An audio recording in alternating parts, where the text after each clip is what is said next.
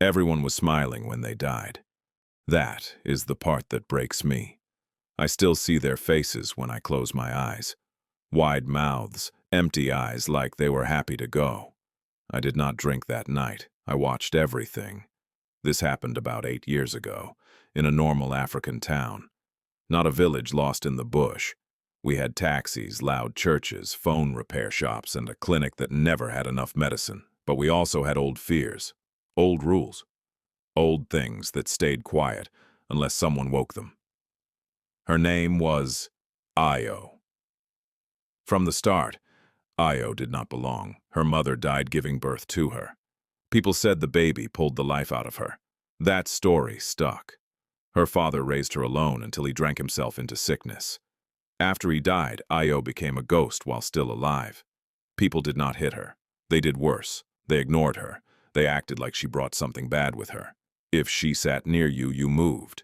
If she spoke, you looked away. Women told their children not to take food from her. Men laughed about her when she passed. I worked at my uncle's bar near the taxi rank. Io passed there almost every day, head down, arms tight to her body, like she was trying to make herself small enough to disappear. One day, a woman shouted at her for standing too close in a line. Another time, a man told her she smelled like death. No one defended her, not once. I talked to her a few times. She was soft-spoken. She said sorry too much. She asked before sitting, before speaking, before even breathing, it felt like.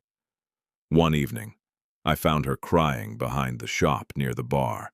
She was sitting on the ground, knees pulled to her chest. She said, "What is wrong with me?" I had no answer. A few days later, she disappeared. People started whispering right away. Someone said they saw her walking toward the farms. Someone else said she asked for directions to the dry river. Everyone knew what that meant. The native doctor lived out there. He did not advertise. He did not need to. People went to him when prayer failed, when doctors failed, when shame was too heavy.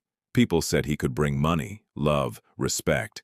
People also said he could take things back when the time came. No one went to him during the day. Io was gone for 5 days. When she came back, she did not look like the same person. Her back was straight. Her walk was slow and calm. She looked people in the eye. She smiled. And people smiled back. At first, it felt like a good thing, like justice finally came late. People said maybe the town was cruel, maybe Io was never cursed. Shop owners greeted her by name. Men offered to carry her bags. Women asked her to sit with them and share stories. But something was wrong. Her smile never changed. Not when she laughed, not when she listened. It was the same smile every time. Flies followed her even when there was no food. Dogs whined and hid when she passed. Babies cried when she held them, then went quiet like they fell asleep too fast. People started paying too much attention to her. Men followed her just to watch her walk.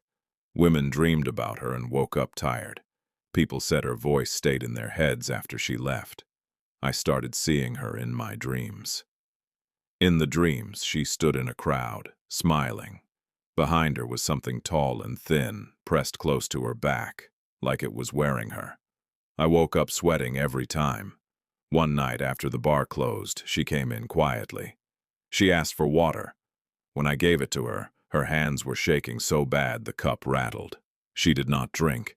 She asked me if I noticed how people looked at her now. I said yes. She leaned closer and whispered, "They are not looking at me." Then she told me everything. The doctor did not give her herbs. He did not give her a drink. He dug a small hole in the floor of his house. From it he pulled a cloth. Inside were bones, hair, dried blood, and things I could not name. He told her, "Loneliness makes a person hollow." He said hollow people attract hungry things. He said he could fill her, so no one would ever turn away again. She asked the price. He said she would never be alone, not even in her own body. She said yes. After that, people started getting sick. A man collapsed near the taxi rank after following Ao for hours. He died smiling. The clinic said stress. A teenage girl went missing. Last seen walking with Ao near the river. Her shoes were found. Nothing else. More people complained of dreams, of feeling watched, of losing time while standing near Oyo. Oyo herself started to look worse.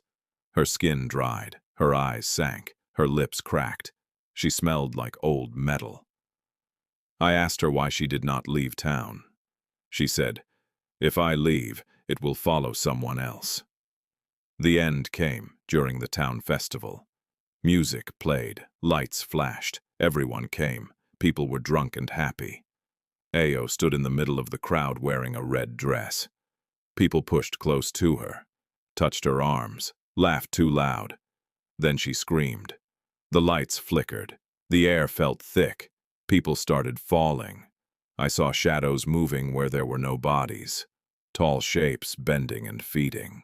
When the lights came back, Ao was on the ground, dead, smiling. Around her, bodies lay still, smiling. The doctor's house burned days later. People say it never happened. But sometimes in crowds I feel someone breathing with me. And I remember Oyo, and how badly she wanted to be loved. Thanks for watching. Please subscribe for more. Bye!